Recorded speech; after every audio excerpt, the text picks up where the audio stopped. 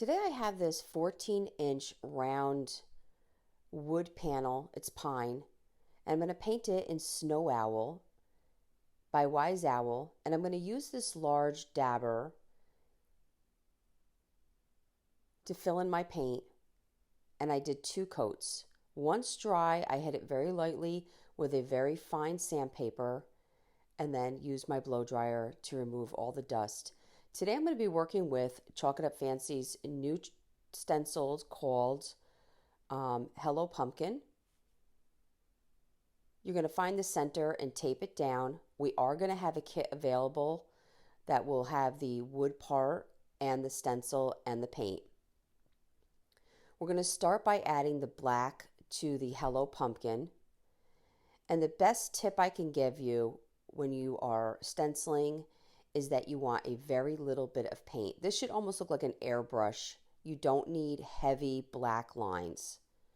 So I really kind of take my time doing this. You can dab on your first layer, then go to the second, and again, very little paint. You want to load your dabber, then unload with all of these parts. Now I'm going to use Fireside with the little pumpkin to the left and the pumpkin to the right. And I'm going to do the same thing. Very light paint. If I have to go in with a second coat, again, I'm just doing very light layers. Then I mixed the Fireside with a little bit of the Snow Owl just to give it just a slightly different shade than the 2 on either side.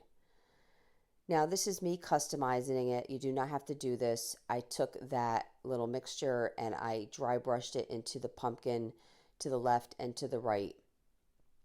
Now I'm adding black, a little bit of Fireside, and some Joshua Tree just to create this grayish green tone, and I'm going to add that as the stem.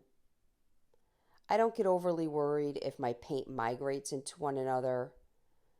If the minute you lift your stencil, you go in and clean up any overbleed, it usually works out fine. Just have fun with it. Then I'm going in with the Joshua Tree, and this is going to be for all the vines and the leaves.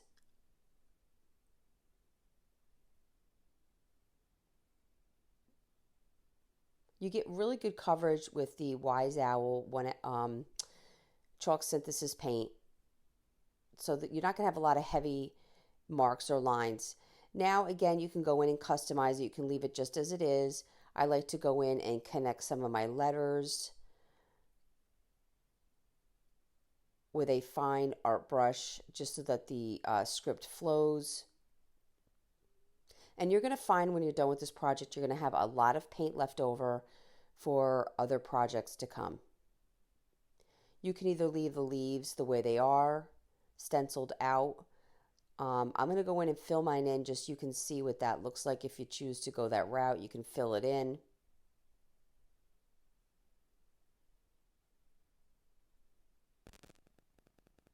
I connected my vines.